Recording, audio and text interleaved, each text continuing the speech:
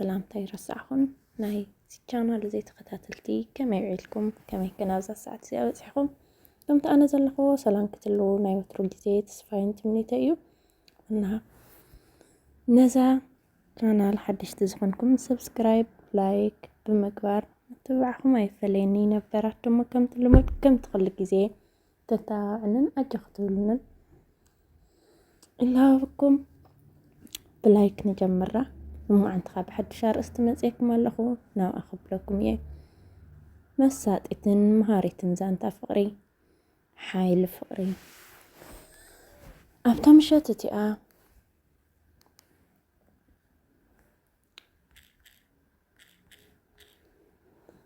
أبتا مشاتتي قزام سأتخو بعلتي بيتي نزا قربت درار ما تمكبنا بإيدا حيزة حدا نقركي زدلخو نقر ألني بالكوا بهدأت أب أفا نزأتو كلاسون حيخت عيني تمتتني صعبو نمزمز قبل الإعاز ورد قدأت كعا عينا كان هو أيز أقمنن عند بيت أفاي بقمي كم زخفتو تفقني انت يحسب كم زنوركو جن كيف لتقاني يرني كنف فاتح دلي اللخو كسي إلى تأرستي على الكلا وغلاتي كنت الدر أير أخوان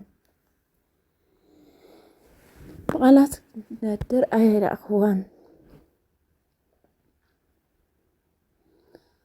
أكن دؤه دي إلى سلام تاي بلتني نحطة قوسيو كحلف فتنكو أزيك عنا أحرقه حزات زنبرت مقبي بمدبراي قبل علي أقفع بعد نسخها سؤال كان أفتا مشيتنا نحدنا اعتزاراربنا أو عقمه حسب تحيلا نيرا أمونكو حدارنا انتاي كم زقات أما يحسب من بارو يفلت نيرا قن نحط عقب زخ الملسي أين ورنن نمعلت بيتيك تفكر تخيل لبي أين ورتنن نابجين شفيتا نيرا يعشوا طري نيرا مس عمي فرحي نفتحنا يحجزو يزولكو ونقر نطبطات صحفكو ملء وان النت كذا مكينان 30% نايت تتكالن مع كوا مخاني زقلص حسابات زحاز ورقت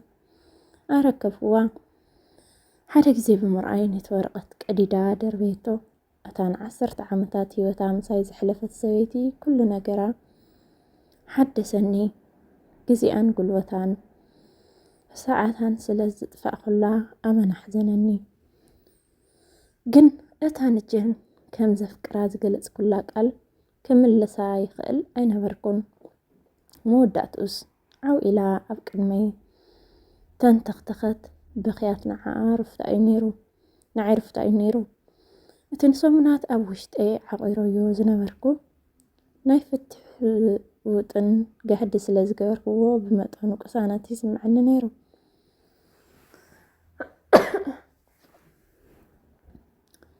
فتحين وطنن قاعد سلازقار هو مطانو أفتاز قصلت معلتي دونجيو جزاب بساعتخو أبطاولات دفئة كتصحف رخفوا بزحي تقدس كلان ناو عراتي بمحلاف قلت إفادك أسكو أفتا معلتي مسجون ملوء جزيد دستا زنمر هيوت زحلف كلها دخام تسمعين نيرو مستفرافركو كساب الشعو تصحف من باراكوا انترا هو عندقنا انسولاي تقليد عدك اسكو مسواقحة بوغنا زغروتو ناي فتحنا تغتات أركبتني كواهيت الوريو زخنا نقراي نبرن نحد ورحي مساكس انحتراي اتحساستني وش تزاورحي كان قدمنا ولا حدا نقر كم زقات أما كويننا كنكيدن كتفتنن تلاوتني زقروتو مخنيات مردو قليلي نيرو حدا ودنا أفتا ورحي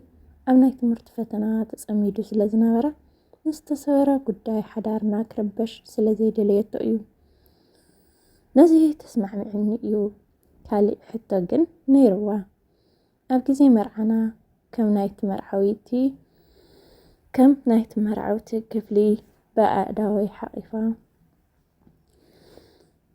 ዝኸድኩ ኣብ ውሽጢ ዘበርሒ ክደግመላ ካብ መደቀሲ ክፍሊ ናብ ማዕፆ ገዛና ኣእዳወይ ተሰኪመ ከብፅሓ ዝብል እዩ ነይሩ። ተጸሊላ ድያ ኢለ ሓሰብኩ። ነተን ፈላለዩ መወዳእታታት መዓልቲ ብሰላም ንምውዳእ ጥራይ ንጠለባታታ ተቐብልኩ። ብዛዕባ ጠለባት ፍትሕ በዓልቲ ቤተይ ንጀን ነገርክዋ። ዓው ኢላ ሰሓቐት። ዘቐረበታ ሓሳብ ትቐርብ ንፍትሕ ፈትያ ከይፈተወት ክትገጥሙ ኣለዋ ትዕነን ኢላ መለሰትለይ። ኣነን በዓልቲ ቤተይን ድሕሪታ ንፍትሕ ጠለብ ዘቕረብኩላ ማዕሸት ዝኾነ ኣካላዊ ምትንፍቐት ኣይገበርናን። ኣብ መጀመርያ ተሰኪመያ ዝወዳእኹላ መዓልቲ ክልቲአና ኣብ ስቕታ ጥሒልና ነይርና። ወድና ብድሕሪት መፂኡ ዳዲ ንማሚ ኣእዳው ሓቂፍካያ ተሰኪምካያ እናበለ ዘለለ። ቃላቱ ገለ ቃንዛ ስምዒት ፈጠረለይ። ን10 ሜትሮ ዝኸውን ተሰኪመያ ተጓዓዝኩ። ኣዒንተይ ብምኽዳን በጃኻ ብዛዕባ ፍትሕ ንወድና ከይትነግሮ በለትኒ። ካብቲ ማዕፆ ኣውፂአ ኣብረድክዋ። ንሳ ናብ ስራሕ ትበፅሕ ትብግስ ክትፅበ ነይርዋ። ኣነ ግን መኪናይ ተሰቒለ ናብ ስራሕ ይከድኩ። ኣብ ካልኣይ መዓልቲ ነቲ ጉዳይ ብቐሊሉ ንምፍፃም ኣይተሸገርናን። ንሳ ኣብ ደረት ኣፍ ልበይ ደቂሳ ነይራ። ነቲ ካብ ካምቻኣ ዝመፅእ ዝነበረ ምዑዝ ሽታ ይጨንዎ ነይራ። ንነዊሕ እዋን ኣብ ልዕሊ እዛ ሰበይቲ ዝነበረኒ ኣቓልቦ ከም ዝበተኽኩ ተረዳእኒ። ደጊም መንእሰይ ከም ዘይኮነት ኣብ ገዛ ዝነብር ዕጥርጥር ምስክር እዮም ነይሮም። ፀጉራ እውን ሕብሪ ቀይሩ ነይሩ። ነዚ ዘላቶ ኩነታት ሓዳርና ናይ ገዛ ርእሱ እጃም ከም ዝተፃወተ ኣይሰሓትኩን። ንሓደ ደቂቓ ዝኸውን ኣብ ልዕሊኣ ዝፍፅሞ ዝነበርኩ ነገራት ኣተሓሳሰበኒ። ኣብ ራዕይ መዓልቲ ተሰኪመያ እናኸድኩ ናይ ምምላስ ስምዒታት ክቀላቀለኒ ጀመረ። እዚኣ እኮ እታ ን10 ዓመታት ናይ ህይወተይ ከይክበቐቐት ዝሃበትኒ ሰበይቲ እያ። ኣብ 5ን 6ን መዓልቲ ቅርርብና እናላዕለ ይኸይድ ምንባሩ ይርድአኒ ነይሩ። ብዛዕባ እዚ ንጀኒ ኣይነገርክዋን። መዓልትታት እናሓለፈ ምስከደ ምስካማ ዝያዳ እናቐለለ ከደ። እቲ ቀጻሊ ምስካም ሓይሊ ሂብኒ ነይሩ መስለኒ። ሓደ ንግሆ እንታይ ከም ትኸደን ኣብ ምምራፅ ነበረት። ኣብ ኣርማድዮ ዝነበረ ክዳውንታ ሓሊፍ እኳ እንተፈተነቶ ማዕቀና ዝኸውን ግን ክትረክብ ኣይከኣለትን። ናዋይ ብምጥማታ ፍሽኽታ ሓዊሳ ኩሉ ክዳውንተይ ዓብይ ንበለትኒ። ሃንደበት ሓደ ነገር ተረዲእኒ። ለከ ንምስካማ ቀሊል ዝነበረ ምኽንያት ነብሳ ተወዲኡ ስለ ዝነበረ እዩ። ስለዚ ኩነታት ልበይ ወቃኒ። ንሳ ብዙሕ ስቃይን ቀንዛን ስቃይን ኣብ ልባ ቀቢራ ነይራ። ከይተረድአኒ ናብ ቅድሚኣ ብምቕራብ ኣብ ግንባራ ሰዓንክዋ። ኣብታ ግዜ እቲኣ ወድና ተሓወሰ። ዳዲ ንማሚ ተሰኪምካያ ዳወለወሉ ሰዓት ኣኺሉ ከዘኻኽረኒ ፈተነ። ንዕኡ ኣቦኡ ነኣዲኡ ኣብ ኣእዳዋ ሓቂፍዋ ክኸይድ ምርኣይ ድሮ ኣገዳሲ ክፋል ናይ ሂወት ኮይኑ ነይሩ። በዓልቲ ቤተይን ወድና ብምፅዋዕ ኣጥቢቑ ከም ዝሓቕፈና ገበረቶ። ኣብ መወዳእታ ሓሳበይ ከይቅይር ስለ ዝፈራሕኩ ገፀይ ብሓይሊ ጠወኹ። ኣብ ኣእዳወይ ሓቂፈያ ናብ ማዕፆ ኣቕናዕኩ። ኣእዳውና ኣፍ ኩስን ንክሳደይ ሓንቃን ነይረን። ኣነ እውን ኣጥቢቐ ሓቂፍዋ እቲ ሞት ልክዕ ከምታ ዝተመርዓናላ ምሸት ነበረት። ፎኪስ ሚዛን ሰብነታ ከም ቀደሙ ስለ ዘይነበረ ግን ሓዚነ ነበርኩ። መወዳእታ መዓልቲ ናይታ ወርሒ ኣተወት። ኣብታ ንግሆ ተሰኪመያ ወላ ንሓንቲ ስጉምቲ እውን ምንቅስቃስ ኣንኩ። ወድና ቤት ትምህርቲ ከይዱ ነይሩ። ኣጥቢቐ ብምሕቋፍ ሂወትና ማዕረ ክንድዚ ሓደ ሓደ ምጥማት ይጎድኦ ምንባሩ የስተውዕለሉ ከም ዘይነበርኩ ነገርክዋ። ናብ ቤት ፅሕፈት መኪናይ ብናህሪ እናዘወርኩ ከድኩ። ዝኾነ ምድንጓይ ነቲ ዝሓሰብክዎ ዝነበርኩ ዝቕይረለይ ይመስለኒ ነበረ። ማዕፆ መኪና ከይግጠምኩ ብታዋኽ ብምውራድ በቲ ኣስኳላ ንላዕሊ ገፀይ ጎይኹ ማዕፆ ምስ ከፈተትኒ ይቕርታ ጃኒ ምስ በዓልቲ ቤተይ ዝሓሰብኦ ዝነበርኩ ፍትሕ ኣቋሪፀዮ ኣለኹ ዕትብ ኢለ ነገርኩዋ። ዓይነይ እናጥመተት የማን ኢዳ ኣብ ግንባሬ ብምዕላብ ረስና ኣለካ ድዩ በለትኒ። ንኢዳ ካብ ገፀይ ብምላይ ጃኒ ምስ በዓልቲ ቤተይ ክፋታሕ ከም ዘይደሊ ይነግረካ ኣለኹ። ሓዳርና ኣስልቻዊ ዝመስለና ዝነበረ ኣነ ንሳን ትርጉም ሂወት ብግቡእ ካብ ዘይምርዳዕ ዋጋ ንህቦ ስለ ዝነበርና እምበር ፍቕሪ ስለ ዝጎደለና ኣይነበረን። እዚ ኩሉ ኣብ ውሽጣ ተሰኪማ ንዝተጓዓዝክዋ ወርሒ በሪህለ እዩ። ክሳሞስ ዝተፈላለና ከዓ ምስካማ ኣይቋረፅኩን እየ። ጃኒ አንደበት ዝተባራበረት መሰለት ተሪር ጽፍዒት ኣብ ገፀይ ኣዕለበትለይ። ብሓይሊ ማዕፆ ግም ኣቢላ ብምዕፃው ኣብ ውሽጢ ኮይና ትበኪ ነይራ።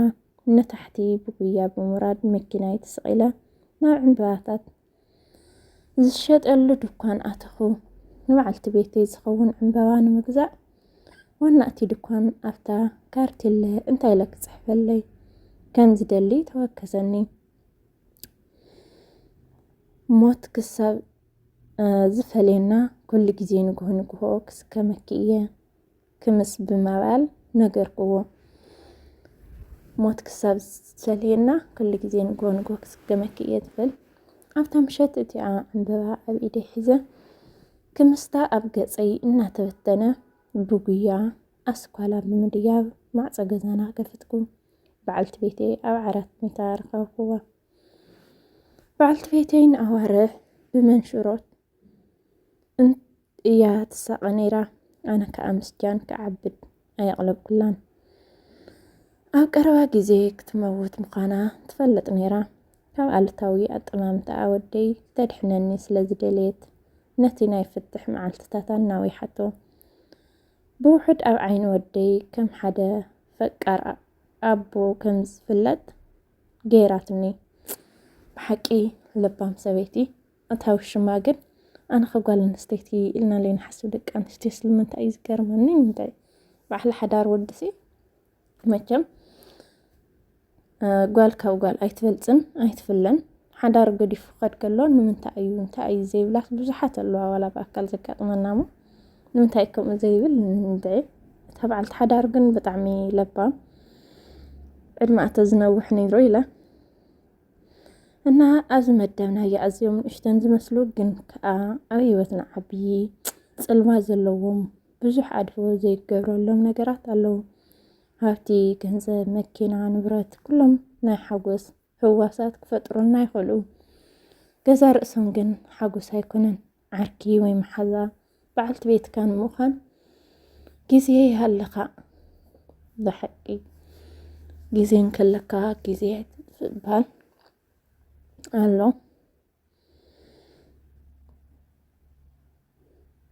እና ኣብዚ ወዲእ ኣለኹ ብሩኻተይ ፅኒልኩም ተኸታተልኩም ክትኮኑ هذا ዘመስግን እናሰሰናይ ንዓኹም። ብካልእ ቀፃሊ ግዜ ደሞ ብካልእ መደብ ሒዘልኩም ክመፅእ ተስፋ ኣለኒ።